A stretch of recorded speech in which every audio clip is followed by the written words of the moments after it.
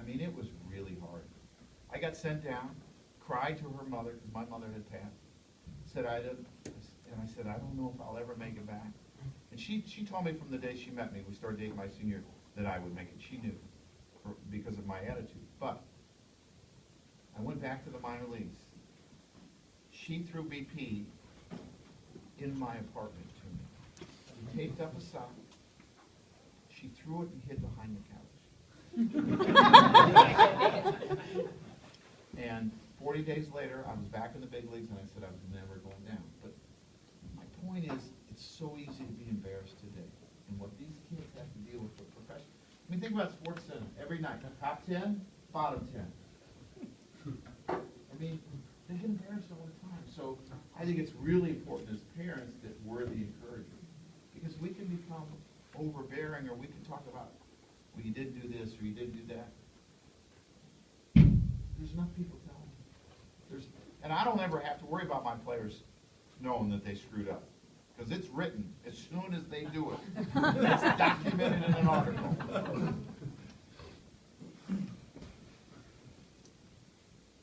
Must have been great when Yogi played. They rode trains. They didn't go further than St. Louis. No one ever knew when they screwed up. But Joe, I don't know, and Joe has this beautiful piece of Mickey Mantle in his, I saw it going down in the cage one day, of Mickey Mantle. There's a great story about Mickey Mantle where he says a similar thing that Joe did.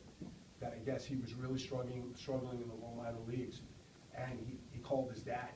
His dad was his rock, and his dad drove up all the way from Oklahoma and basically said, pack it up, let's go. And he thought his dad was going to come and give him the encouragement and tell him, he said, listen, I thought I raised my son to be able to handle the adversity, to be able to handle the failure. He said, come on, you're done, we'll go home. And he didn't, thankfully. And we all know what kind of player Mickey Mantle was. But the point is, you know, that's what the game is about. You know, the game is hard, and it's about failure, because you're going to do it a lot more. I mean, I tell my kids, and Joe knows who Tommy Lasorda is. He was, when I was with the Dodgers, he was the manager, and he came in and sat in front of us, stood in front of us, 200 minor leaguers, and he said, let me tell you something. There's no other profession in the world where you can fail 7 out of 10 times and be a damn Hall of Famer. He said, let me ask you. He had his little nub fingers, and he said, let me ask you something. If you were a doctor, a surgeon, and 7 out of 10 of your patients died on the operating table, are you going to have your medical license? So we all laughed. He said, if you're an architect and you build bridges and 7 out of 10 of them collapse, are you going to keep building bridges? He says, but you can be a ball player, and you can strike out 7 times and get your little duck fart and get your little bleeder and hit one-line drive, and you're sitting in Cooperstown. That's what he told us. Because it is true. Joe said it. You know, we all know how good Cano is. He's still going to make out 7 out of 10 times. So that's a real important piece for you guys.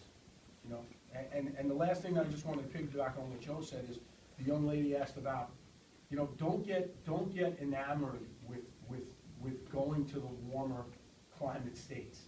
You know, again, I think the key is what Joe focused on, which is make sure you're going to be able to play earlier than later. It's to me, it's really, really important. Because if you go to a good program, what does that probably mean?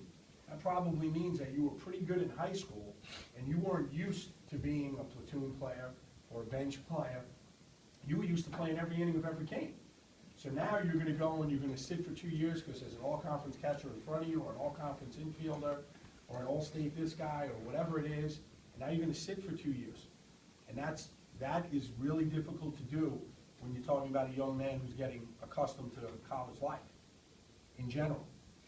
So, you know, I would be very careful. I told Joe, we had Kevin Barr, who works for the Rays, and I think Joe would agree. It's really one of the model organizations with how they do things from their minor league system up. And Kevin said, I think this is the greatest area to get players from. He said, because if you look at it statistically, there's more players from the Midwest and the Northeast than there are from the Southwest and the Southeast. Because you're not playing too much. Tyler, what do I tell my kids? Take a couple of months off. You don't have to come in for lessons all the time. You don't have to play until November. That's not what you have to do. Your body has to recover. Kevin talked about it also. He tells all his pitchers, they're not picking up a baseball until December or January now. So, you know, we have to be smart about what we're doing. But also remember, there's a lot of good schools that were represented here tonight and will be tomorrow that aren't down south, that, you know, Joe know, I mean, I went to Binghamton. We were wearing softball pants. Division III, SUNYAC conference. You know, it was not a strong baseball conference. And I didn't do a job, but I got drafted in the 7th round, 169th player in the country pick. From Binghamton. I didn't go to St. John's, I didn't go to Seton Hall, I didn't go to Northwestern. Really good baseball schools. If you're good enough, a college or a pro scout will find you. So you just gotta keep, you know, stay on course with what you're doing. And like all my kids know who are with me, Tyler, what's up the stairs in pros when you're Mount Kisco on the board? Report cards. Academics. You wanna give yourself choices? Best place to be in when you're trying to choose a college, give yourself choices. You start with the academics, and then you go to the baseball side, okay? Anything else for Joe, so we can let him? I want to tell you one story before I go. I get emotional sometimes when I tell this story. I was 19 when my mom died. She was the reason I went to Northwestern. And when I tell you I'm a run-of-the-mill Garden, every baseball player that has played in the big league has struggled, just like you're going to struggle. Whether it's with the game, girlfriends, family, whatever it is, speaking the language, they've all struggled and had to overcome something, right? So I'm 19 years old, my mom dies. I race home to see her take her last breath. I'm playing in the Cape Cod League. Go back, finish my season. Don't really deal with her death. Go on and play the next year in college, go on and play next year. I'm drafted, playing a half season, finish that out, have a great year my first half season. Actually get to go and play in my hometown, live with my dad, which was great. I was the only guy making $700 a month saving money. Next year I'm in Winston-Salem, I'm hitting over 300, I'm playing every day, and it hit me. I went home. And I went home to see her. And I said, I don't know why I'm playing. I used to think I played to get my mom something to live for, to keep her alive, because she had cancer. And I believe hope is a big part of cancer and survival. And she made me realize that I was playing because I had a gift and I had a passion. So the point in this is you're not playing for your mom. You're not playing to please your dad. You're not playing to please your girlfriend.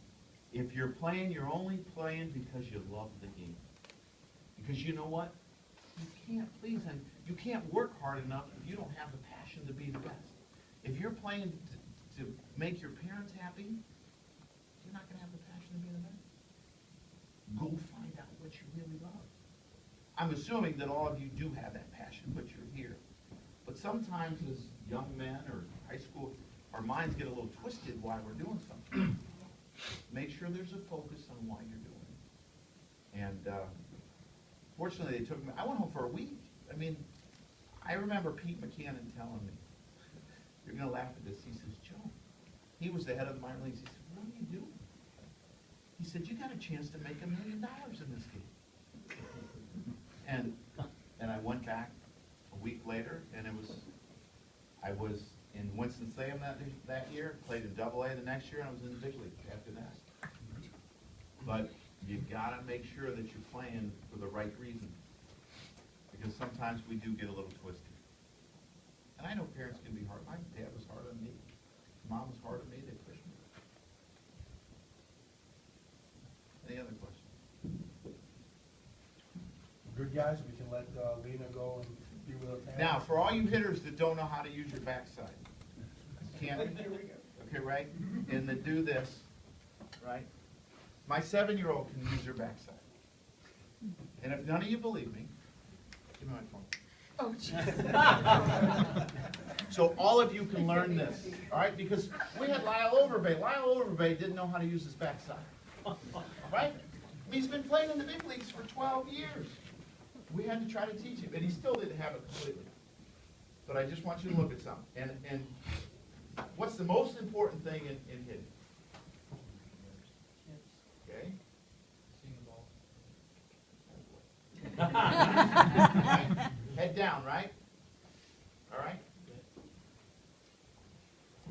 6-year-old girl doing it. Look at the backside. Look at the head down.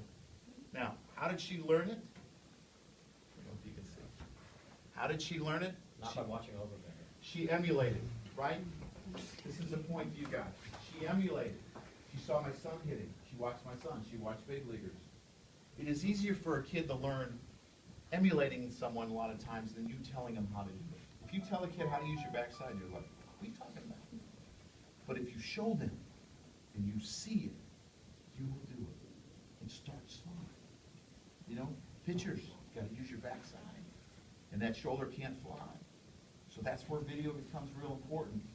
Focus on when you do it right, so it becomes ingrained in your head. You got anything? I'm good. They don't want to hear my 25 years. So. What was it like being a big league We're wife? good. We're good. What was it like being my wife? Oh, God. I said big league wife. Ridiculous question. So They don't what want did to- you they what don't did you want to tell know what that. did you tell me? When? When I Which became time? what did you what did you tell me when I was done playing? You'd be a better manager than you ever were a player. Yeah. It's Because proved to be true. she said Because he doesn't have to hit. Oh. It's true. Let It me was tell you so what, much a struggle. hitting keeps you up It's at night. hard. I was in a slump one night, and she went to bed, and I was mad, and I slept on the couch that night. She said, "What were you doing?" I said, "I didn't think I was worthy to sleep in the same room." I mean, that's how crazy this game makes us. So if you think that you're doing something crazy, believe me, I've done it. I mean, how many you know who Paul O'Neill is? Yeah. He said, Neville, his wife said, he would wake up, he'd be sleeping, sit up and scream, and say, "Am I ever going to get a hit again?" Tino Martinez would tell me that he would close his eyes harder, tighter, and he was so mad to go to sleep because he wasn't hit. That's how crazy this game makes you. So find a way to deal with it. We've all been there. Laugh about it. Laugh at each other. I mean, Paul O'Neill. I mean, I got Paul O'Neill hitting 320. Tino Martinez hitting 290 with 30 home runs, arguing about who's the better hitter. I'm hitting 240. I'm like, shut up. I don't want to hear it because Paul O'Neill, "You think I'll ever hit a homer again?" Tino's like, "I'll take your numbers." The game makes you crazy. So you got to find a way to laugh at yourself and laugh at each other. That's right. And guys, the last thing is, like Joe talked about, that confidence. And Joe's hitting coach, Kevin Long, has been here a few times. He'll be back in January. And he told a quick story about Derek Jeter, Joe, in Minnesota, where he was telling the kids, he said, Tyler, you might have been here for that, where he said Jeter struck out 3 times against the starting pitcher and looked foolish all 3 times. Reached for bad balls, just off balance, falling all over the place.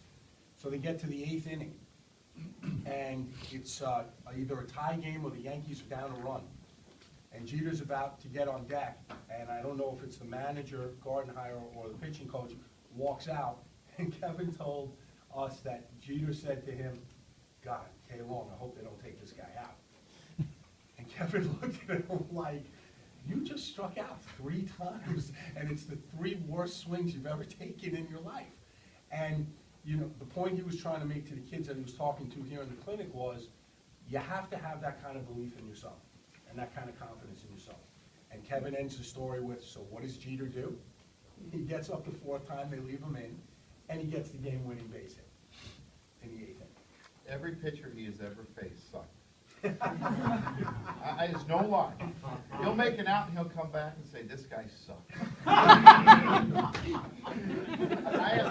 Every day. And he'll go like this and we laugh at him. But that's, Andy Pettitte talked to himself all the time.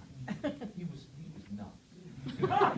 Andy Pettitte once screamed on the mound, "I'm trying out here. I'm really trying." So, it's a game that makes you crazy. Enjoy the craziness. All right, guys, can we thank Joe?